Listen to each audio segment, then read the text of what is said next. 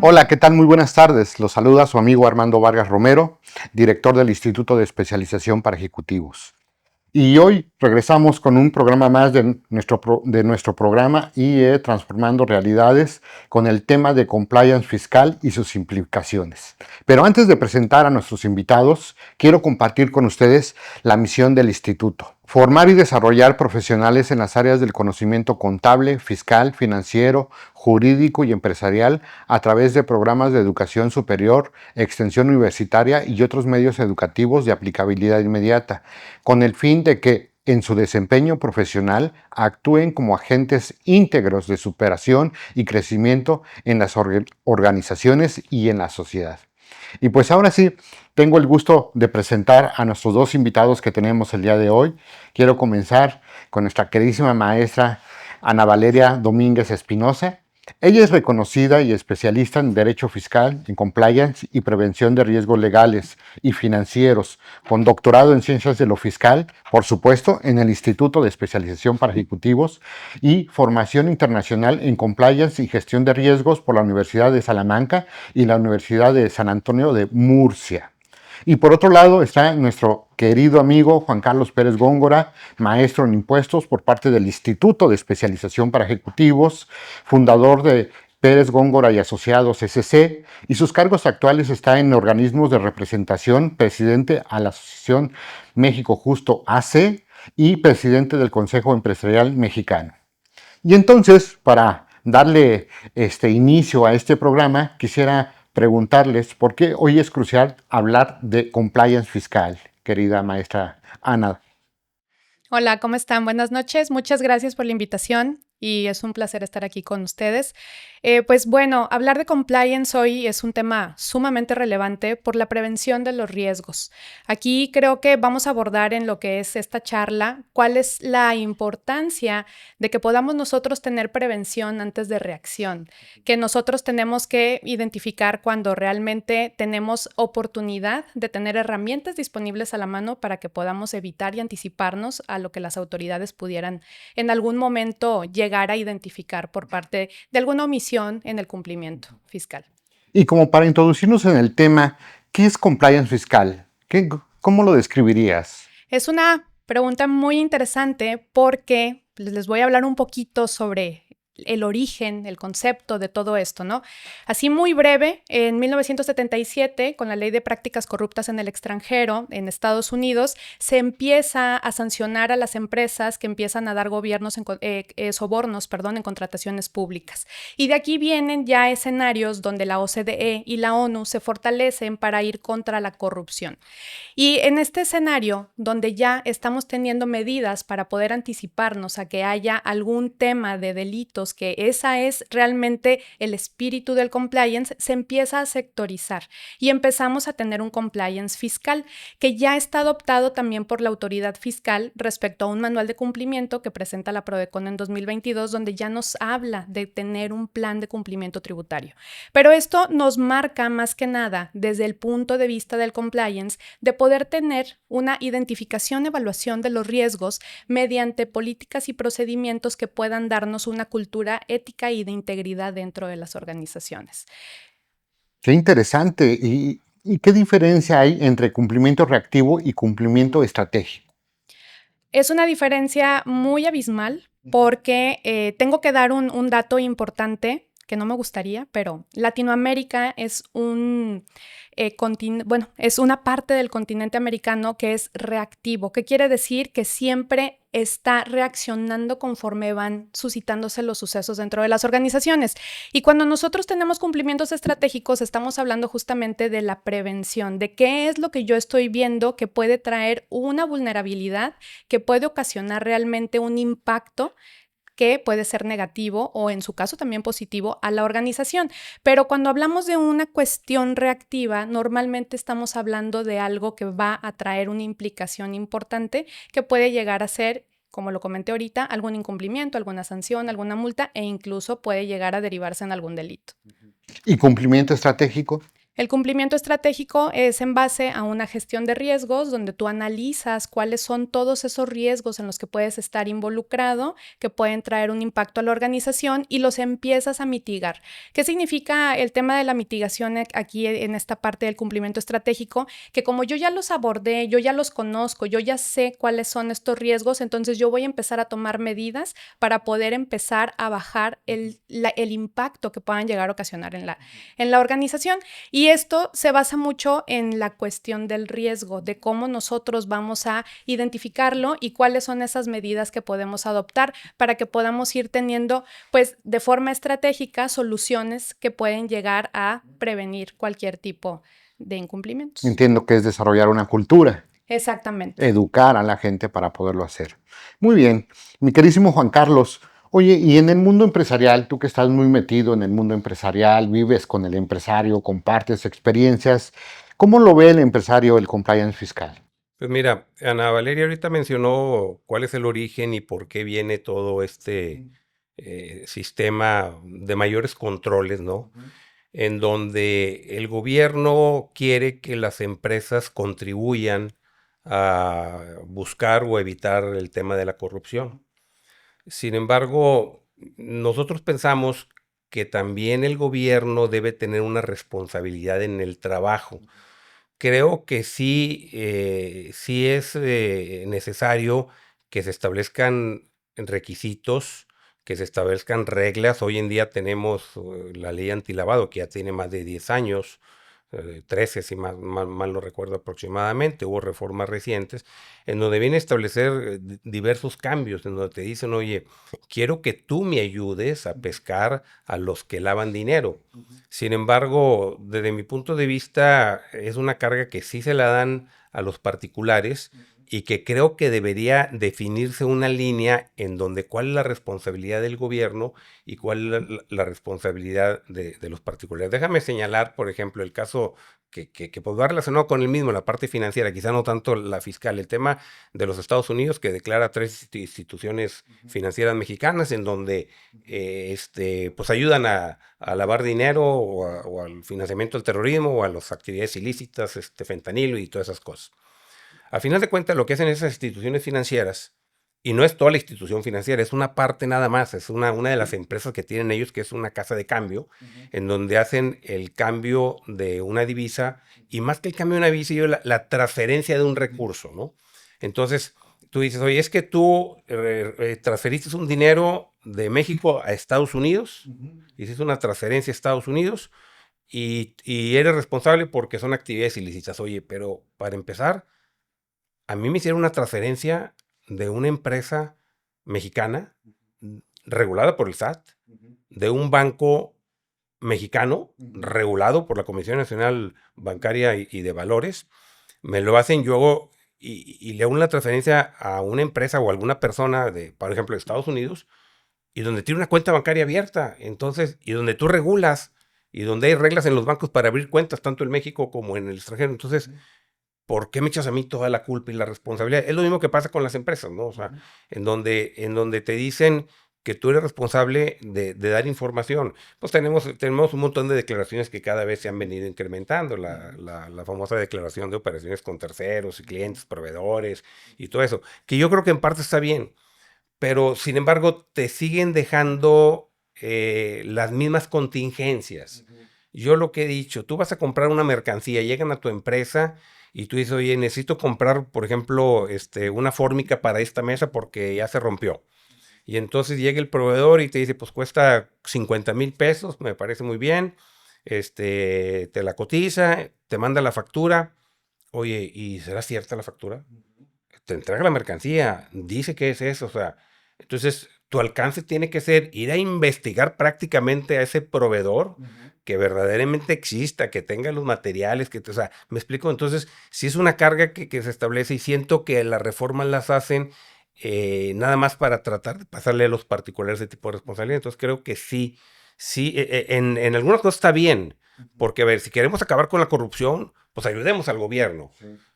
Por ejemplo, a lo mejor ya me estoy extendiendo mucho, la última reforma, y a lo mejor lo va a comentar Ana Valeria, de la ley antilavado establece unas ciertas obligaciones, no voy a meter al tema, que tienes que presentar avisos en 24 horas. Eso yo lo veo perfecto, ¿verdad? O sea, oye, yo te aviso, pero también así debería ser en fiscal. Oye, yo te aviso, yo le compré esta mesa. Oye, pues yo no sé, yo dudo que sea la empresa por ciertas circunstancias, por mis manuales, por mis políticas internas. Oye, pues yo te aviso que le compré, te aviso hasta con qué cheque le pagué, a dónde le transferí, y es tu problema. Yo ya cumplí con mis obligaciones. Entonces creo que sí se requiere de una cierta modificación mayor para que quede esa responsabilidad compartida. Sí. No te la dejen a ti toda la carga, porque te avientan la bronca y después viene también el tema de que te lo pueden rechazar deducciones, establecer sanciones y todo lo demás, ¿no? Sí, imagino como si fuera, quiero hacer una analogía, a ver si estoy bien, corríjanme, la dupla, ¿no? El gobierno, empresa, los dos caminando juntos. Pero ahora de que te pasan la carga a ti, de que tú verifiques y todo eso, pues ya es un desgaste mayor que tú vas a llevar de estar cargando ese tipo de cosas. Entonces, para ti es un gasto porque tienes que llevar más control, tienes que llevar más situaciones y entonces pues sí afecta al empresario, ¿es correcto? Sí, claro, afecta, es más trabajo. Bueno, la ventaja es que hay más trabajo para Ana Valeria, ¿no? Tiene más trabajo, pero pues sí, sí es, ¿no? Sí, es definitivamente, o sea, y sí comparto que sí debería de existir eso, porque, a ver, se están robando nuestros impuestos, de los sobornos al gobierno, están tomando dinero que corresponde a impuestos que nosotros estamos pagando. Entonces sí creo que debemos tener esa responsabilidad social de hacerlo, pero hay que tratar de hacerlo lo más simple, lo más práctico, en donde yo me quito una responsabilidad, donde le digo al gobierno, aquí ya te di la información, adiós, ya es tu responsabilidad darle seguimiento, ¿no?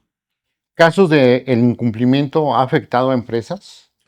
Pues últimamente lo que hemos visto, por ejemplo, es la ley antilavado, ¿no? De que mucha gente no ha cumplido con ciertas obligaciones y vienen sanciones importantes. Sí, que te pegan duro. Son multas, si mal no recuerdo, hasta de 7 millones de pesos, por ahí andan entre 1 y 7. Entonces, por declaraciones y por hasta un porcentaje puede ser, ¿no? De la operación. Entonces, sí te establecen a ti cargas importantes y entonces pues hay que cumplir pues con todas estas obligaciones fiscales y legales. Ay, maestra Ana Valeria, qué importante y qué interesante se va volviendo todo esto. Y en los riesgos fiscales actuales, principales riesgos que enfrentan hoy las empresas con el CFDI, beneficiario controlador y etcétera, ¿qué sucede en ese tipo de casos, maestra? Fíjate, muy interesante y ahorita quiero aprovechar lo que dijo Juan Carlos para, pues, hacer como que un poquito más amplio todo este tema, ¿no?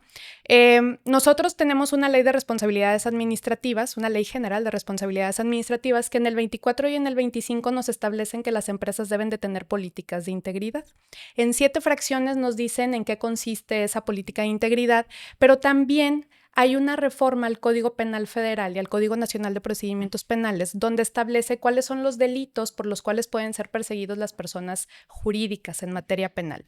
Y aquí viene el tema donde van a decir, bueno, ¿qué tiene que ver esta reforma? Que viene de la reforma del Sistema Nacional Anticorrupción, cuando en el 2015 se presenta esta reforma y se empieza a abordar el tema de la corrupción desde el punto de vista administrativo, disciplinario, sancionador y penal. La autoridad fiscal toma estas reformas y las empieza a convertir en mecanismos de fiscalización. Y estos mecanismos de fiscalización lo que nos hacen es que nosotros ya no podamos tener una autodeterminación normal como la teníamos antes en las organizaciones, porque realmente existe este principio donde tú tienes ese derecho de poder decir cuántos impuestos vas a pagar, ¿no? Pero ahora con todas estas, pues, nuevas herramientas que tiene la autoridad con este tema constitucional, administrativo, penal y que empieza ya a tener un impacto en el Código Fiscal, pues esto empieza ya a traer riesgos en el tema de los FDIs, en el tema del beneficiario controlador, en el tema de las revisiones profundas, que luego también tenemos que ver cuál es la observancia que tiene a nivel constitucional este tipo de revisiones, porque ya la Corte se pronunció en su momento diciendo que no es una facultad de comprobación, sino que es una facultad de gestión y como no existe el acto de molestia, entonces la autoridad te puede requerir la información que considere y no estás exento a que haya una facultad de comprobación que se pueda abrir posteriormente. Pero bueno, todo esto radica en que todos estos escenarios las empresas no los ven. Lo que están viendo ellos es que hay algoritmos, hay Big Data que está relacionando CFDIs y que ahorita la autoridad se da cuenta de las inconsistencias que puede haber entre ingresos y egresos que pueden tener las compañías. Pero más allá de eso, como les decía ahorita, el Manual de Cumplimiento Tributario establece 3 principios principales, que ahorita Juan Carlos abordó uno en materia de compliance PLD, pero está ya en compliance fiscal, que establece que debes de gestionar tus riesgos, debes de saber cuáles son los principales riesgos en tu organización, también debes de cumplir con el manual de cumplimiento, que aquí este manual son las 7 fracciones que tiene el 24 de la Ley General de Responsabilidades Administrativas, y después nos habla de un tema súper relevante que se aplica en PLD y que todavía no ha tenido trascendencia en materia fiscal, y es la debida diligencia. El due diligence se utiliza para que tú puedas saber con quién estás teniendo una interacción comercial. Y este due diligence podemos ponerlo como un cuestionario donde tenemos muchas preguntas y muchos documentos que van a acreditar la materialidad del acto que estás realizando. Y entonces, en materia fiscal, como bien ahorita lo dijo Juan Carlos, pues tú tienes una responsabilidad de decir, estoy haciendo un acto comercial, yo ya tengo mi transferencia, yo ya hice mi factura y yo ya tengo cerrada la realidad de mi operación. Pero lo que dice ese manual de cumplimiento es que esa debida diligencia tiene que existir para que se pueda comprobar la materialidad. Aquí nos podríamos meter ya en algún tipo de controversia, porque también ya hay jurisprudencia que establece cuáles o qué se refiere a materialidad y cuáles de forma presuncional los documentos que la autoridad te puede solicitar al momento de una revisión. Pero esos son los principales mecanismos que puedes utilizar a tu favor para poder prevenir estos riesgos que hablamos, que el CFDI pues tiene muchísimos riesgos. El tema del beneficiario controlador todavía la gente no lo domina y se equivoca mucho, porque en materia de PLD lo identifica como beneficiario final y dice yo ya lo tengo identificado, pero es otro completamente diferente. Y en materia de la reforma, ya rápido, porque luego hablo mucho, en tema de la reforma de PLD, ahora sí viene la adición donde el beneficiario final ya viene como beneficiario controlador, pero tienes que tú identificar a los dos en materias distintas, porque aquí también algo importante es que los principios que rigen la materia de PLD y los principios que se rigen en materia fiscal son completamente diferentes. Ok, pero entonces hablamos de algoritmos, ¿no? Que ya los tienen identificados, que están buscando. Y entonces hoy el SAT tiene varias herramientas para seguir toda esta parte de fiscalización digital. ¿Cómo anticiparse? ¿Cómo anticiparse, maestra?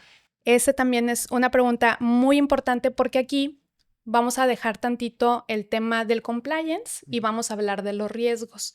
Nosotros voy a hablar nada más de 3. Hay 3 riesgos muy importantes, porque a nivel compliance podemos hablar de 11 componentes mínimos en tema de riesgos, pero voy a hablar de riesgos legales, riesgos operacionales y riesgos reputacionales.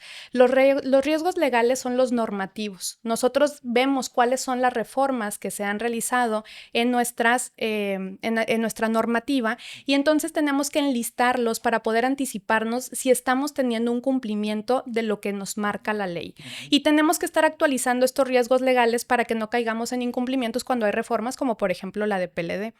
El tema del riesgo operacional, aquí sí viene un tema ya muy amplio, porque estamos hablando que cada acto que hagas dentro de la operación de una empresa debe de traer una política, un procedimiento o un proceso que pueda determinar cuál es la finalidad de este y hacia dónde va, y cuál es obviamente la conclusión. Y entonces de esa forma tú puedes identificar si tienes un peligro o no, mediante una matriz de riesgos y un enfoque basado en riesgos, que también ya viene en la reforma de PLD.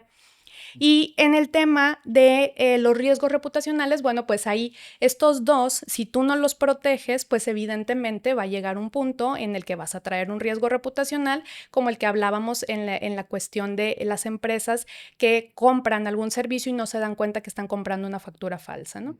Entonces, todos estos mecanismos nos dan la oportunidad de que nosotros nos podamos anticipar a que podamos estar en algún tipo de delito o en algún tipo de incumplimiento. Es que ahora parece que el empresario es el peor enemigo, ¿no? Es el que no cumple, es el que no hace, es el que no lleva. Entonces eso se pone muy difícil. ¿Y cuáles consideras, Juan Carlos, que serán las buenas prácticas de capacitación en el sistema y cultura del compliance? fiscal. Pues mucho de lo que ha dicho Ana Valeria, yo creo que eso es fundamental y es importante, ¿no? Pero también por más que tú tengas manuales, reglas y todo lo mejor, pues tienes por el otro lado una autoridad que, por ejemplo, ahorita mencionó Ana Valeria lo de los FDIs, en donde te mandan requerimientos, te dicen, oye, es que no me pagas el IVA correspondiente al mes tal, ¿verdad? O no está correcto, pero ellos toman los FDIs expedidos en el mes y los CFDIs que recibiste. Si tú sabes que el IVA se paga en función de flujo, entonces allá te metieron en un problema y tienes que contestarles, y aunque sea una invitación, pues tienes que dar cumplimiento. Entonces son pues chamba que te la están aventando por no tener ellos un sistema adecuado para que se registre los flujos que recibas en cuanto al IVA que cobres y el IVA que pagues, porque la diferencia es la que tendrías que entrar. Entonces digo, pensando un poquito en esa parte, creo que sí tenemos que de alguna manera presionar para que la autoridad también sea eficiente en su trabajo, ¿no? Y que no te aviente toda la carga a ti. Sí, claro, porque tú eres el responsable de todo esto. Y Ana Valeria, ¿cómo integrar el compliance fiscal en el ADN de la empresa? O sea, que ya funcione solito. Sí. ¿Es complicado? ¿Es Sí, es fácil? complicado. Fíjate que nos ha tocado en las implementaciones que hemos hecho que nos topamos con uno de los mayores problemas que tienen algunas organizaciones, porque no las voy a generalizar, y es la resistencia al cambio. Eso es algo con lo que te topas y es bien complicado que puedas hacer la modificación de la cultura organizacional, porque para que puedas tener un buen compliance necesitas tener una cultura ética, de integridad y de responsabilidad corporativa, como también lo marcan los sistemas de gestión, ¿no? A nivel internacional. Entonces, cuando te topas con este tipo de situaciones, la alta dirección es la que tiene que estar consciente de que debe de haber un cambio desde arriba hasta la última persona de la empresa y hacia afuera. Es un cambio realmente estructural que tiene que venir con toda la intención de querer hacer las mejores prácticas corporativas. Ahorita, como lo dice Juan Carlos, realmente sí es mucho lo que se le está como poniendo a la organización de que tienes que hacer, tienes que protegerte, pero realmente lo que tenemos nosotros que visualizar es que esta modificación que nosotros hagamos desde la cultura organizacional, pues nos va a ayudar en muchísimas áreas dentro de la empresa, que luego nos va a ayudar a que no se vea como un gasto, sino se vea como una inversión. Fíjate, no sé si complementando un poquito de todo eso, y se me viene a la mente lo primero que se abrió la charla, de que lo que se busca es evitar sobornos, corrupción y todo eso, y que sabemos que muchas de ese tipo de operaciones o de actividades que se realizan, pues se dan en efectivo. O sea, Sí, los claro. políticos, de hecho, hoy en día, en los últimos 10 años, el efectivo circulante en el país ha crecido un 100%. O sea, ¿dónde viene? Pues del huachicoleo, de las facturas falsas, de los moches que les dan a los funcionarios públicos. Y te das cuenta en la prensa que dicen, oye, pues trae un reloj de 500,000 pesos, o trae un reloj de 2 millones, o trae un reloj de todo. ¿Y de dónde lo compró? Pues si te vas a ver su chequera no va a aparecer.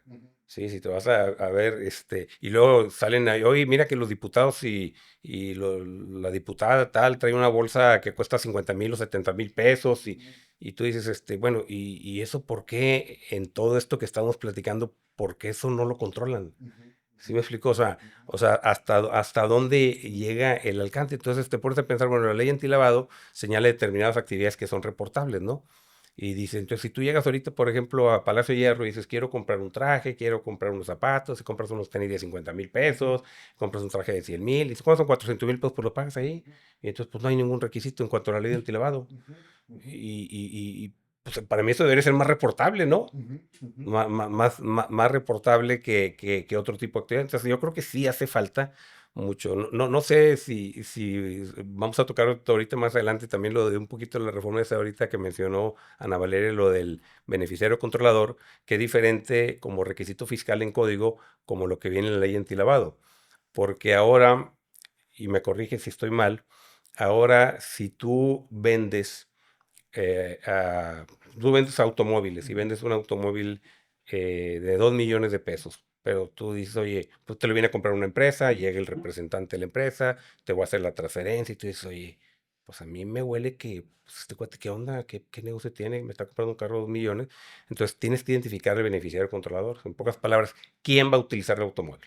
O no, lo está comprando la compañía XSSB, te hago la transferencia, aquí yo soy el apoderado, te enseño mi credencial de lector. No, está bien. ¿Quién lo va a usar? ¿No? O sea, es correcto, ¿verdad? O sea, Sí, entonces así dices, es. ¿quién va a usar el automóvil? Me tienes que decir quién la va a utilizar.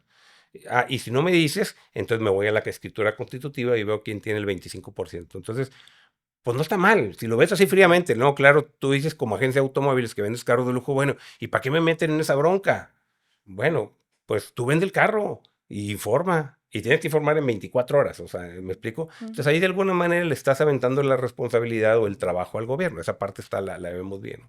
Pero yo siento que sí falta delimitar lo que dije en un Pero no principio, es ¿no? invasivo. Bueno, es que vivimos en una corrupción enorme. O sea, a ver, ¿cómo? A ver, O sea, yo vendo el coche, me encargo de vender el coche y ese es mi trabajo, está ¿está ahí bien? nada más. Pero ya lo demás, Tú dices, y para el gobierno dice, infórmame quién te lo compró. ajá. Y luego te dice, infórmame quién lo va a usar.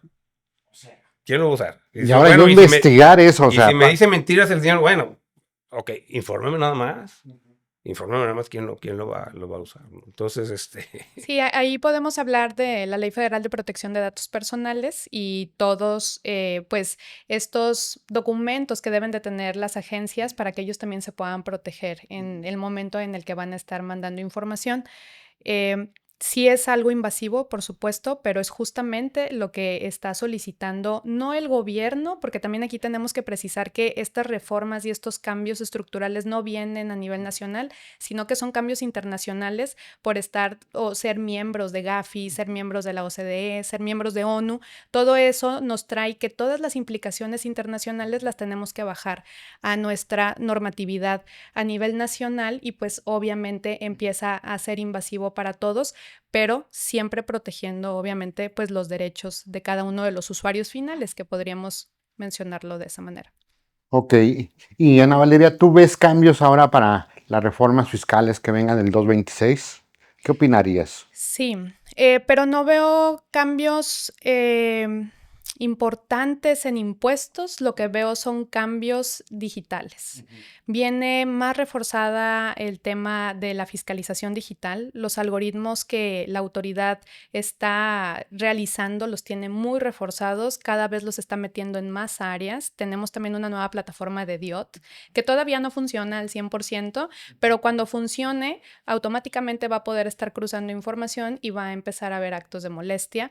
El Big Data que tiene es muy, muy grande y todos estos canales también, no sé si han estado viendo que ha estado saliendo de Conéctate en SAT Móvil, todas estas plataformas tecnológicas que tiene SAT, pues son obviamente para tener captación en información de bases de datos digitales de dónde están las personas, ¿no? Porque en este caso lo que la autoridad quiere, y justamente fue como aquella reforma de, no sé si se acuerdan, la constancia de situación fiscal con el CFDI 4.0, cuando decían, el código postal, renuévame, necesito saber dónde está la persona. Bueno, con todas estas aplicaciones móviles que te piden, oye, permíteme tu ubicación, van a saber dónde están los contribuyentes y a eso creo que es a lo que le está apostando la autoridad en estas reformas para 2026.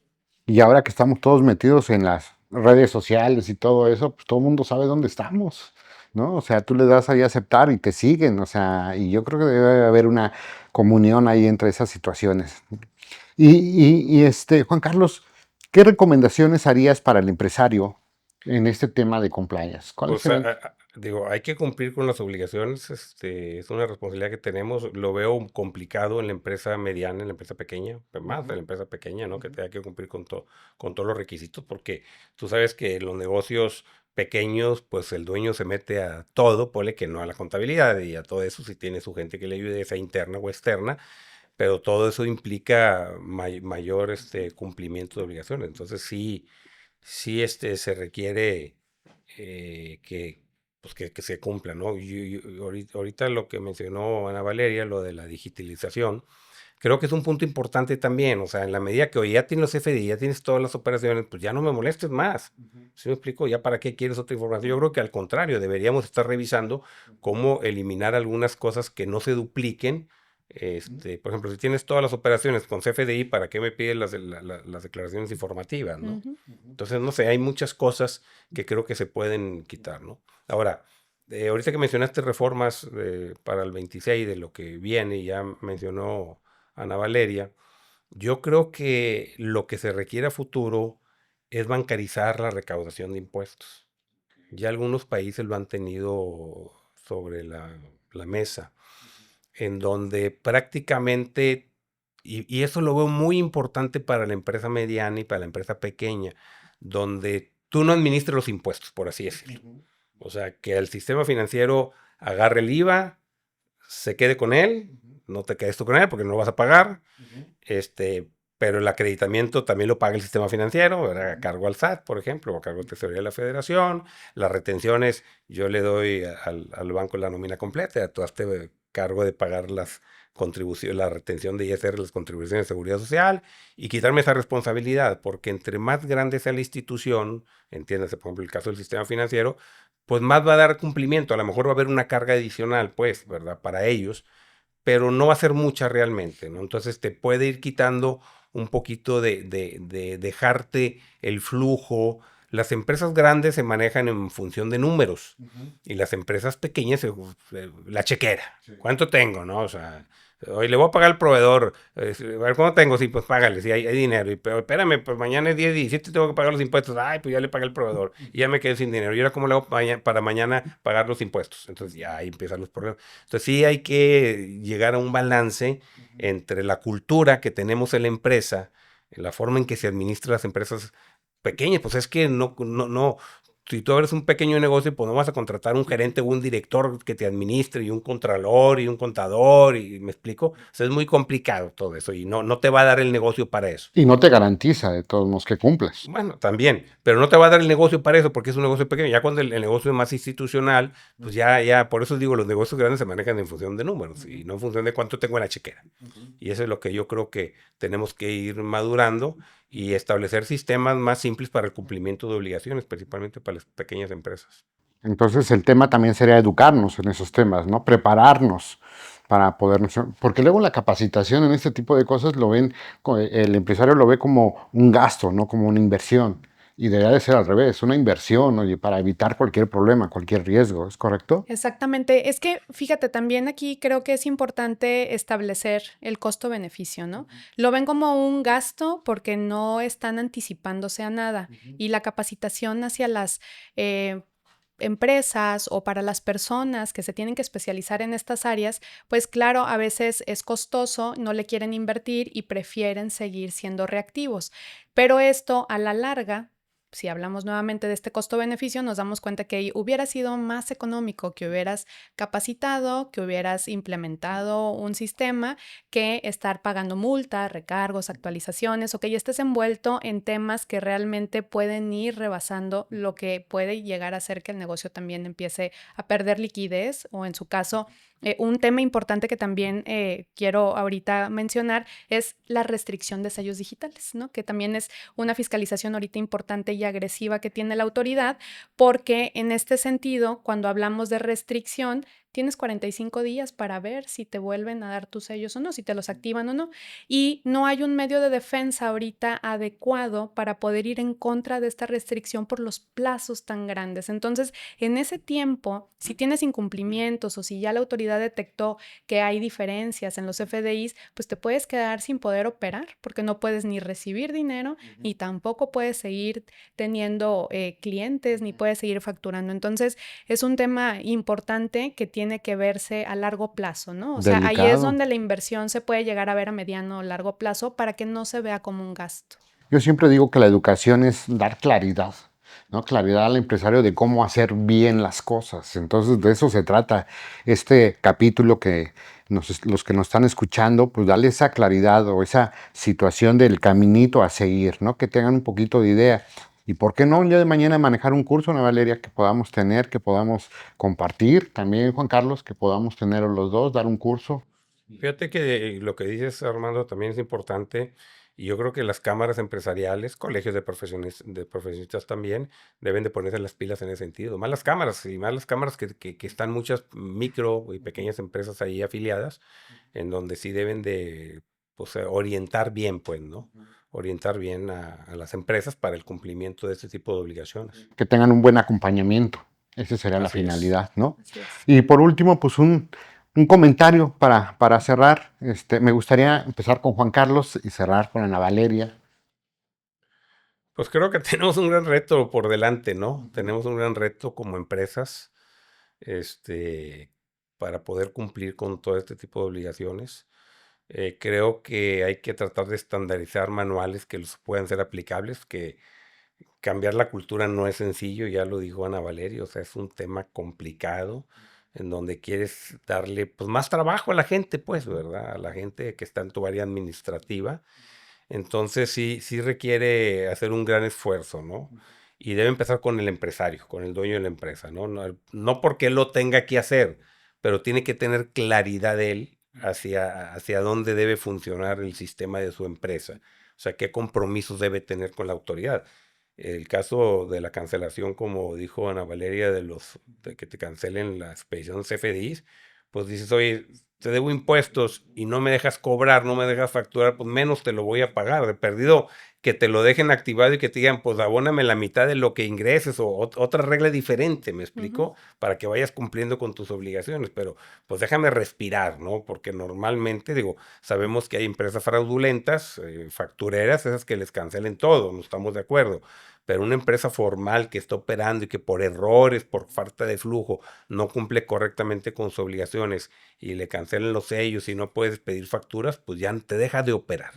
Entonces creo que pues, la autoridad sí tiene que estar consciente de la situación y pues esperemos que se puedan hacer modificaciones a corto plazo y si no en los juicios, pues esperemos que el nuevo Poder Judicial actúe a Ok, favor del pueblo, ¿no? ok. Bueno, así lo dejamos. Muchas gracias. Te agradezco, Juan Carlos. Ana Valeria, tu último comentario, por favor. Mi último comentario es enfocado en que realmente se cree una conciencia a las micro, medianas y grandes empresas de que la cultura del compliance no viene a traer más trabajo, sino viene a traer estructura. Y la estructura nos va a dar la oportunidad de tener beneficios que vamos a poder nosotros disfrutar dentro de la organización, porque este tipo de instrumentos también nos pueden ayudar a anticiparnos a que podamos revisar nuestro lado financiero, nuestro lado fiscal, nuestro lado de aduanero, el tema de la cadena de suministro, donde hay muchos lugares donde hay a lo mejor recovecos que no estás identificando y que estos pueden estar haciendo que haya salidas de dinero que no estás percibiendo, ¿no? Entonces, yo los invito a que lo vean más desde un punto de vista financiero, a que lo vean desde un punto de vista administrativo y que tengan la oportunidad pues de empezar a adaptar este cambio o adoptar este cambio desde arriba, desde la alta dirección y que se permee hasta la última persona dentro de la organización y que también tengan la oportunidad de saber qué se siente poder estar trabajando desde la prevención, ¿no? Claro. Que eso también es un tema que, insisto, en Latinoamérica me ha tocado ver mucho, que la mayor parte somos muy reactivos. Entonces, anticiparnos también es algo interesante que podemos empezar a adoptar. Solo apagamos fuegos, ¿no? Al momento, y ese es el problema. Y entonces, fíjate, hay un principio budista que dice, como está el afuera, está el adentro, ¿no? Entonces tenemos que ver desde adentro la casa para poderla ordenar, corregir todo lo que está en las situaciones para que nos vean afuera bien. Esa sería un poco la intención, ¿es correcto? Y bueno, pues yo quiero agradecer su participación. Ana Valeria, muchas gracias por estar con nosotros. Tu experiencia es impresionante, la verdad, gracias por estar con nosotros. Muchas gracias por la Lo del invitación. curso no lo he hecho saco roto porque sí lo vamos a hacer, ¿no? Juan Anotado. Carlos, espero que nos acompañes también en ese curso que podamos dar, podemos difundirlo, podemos desarrollar esa cultura que es parte de lo que hacemos en el instituto. Y pues, aparte de agradecer, pues quiero darle las gracias a todos los que nos están escuchando y les quiero dejar un aforismo que escuché y me gustó mucho y hablamos de esto, de educarnos, ¿no? Y dice, recuerda que el estudio es el viaje silencioso que transforma la mente y prepara al alma para ser un líder. Entonces, tenemos que volvernos líderes en lo que estamos y en lo que estamos haciendo. Así es que nos vemos pronto, nos veremos en el próximo programa, Transformando Realidades. Y gracias, y por favor recomiéndanos y denle like a la campanita y escúchenos en Spotify, ya lo verán en nuestras redes, todo lo que tenemos, para que sigan estas recomendaciones que nos hicieron nuestros grandes amigos que estuvieron hoy, esta noche con nosotros. Muchas gracias.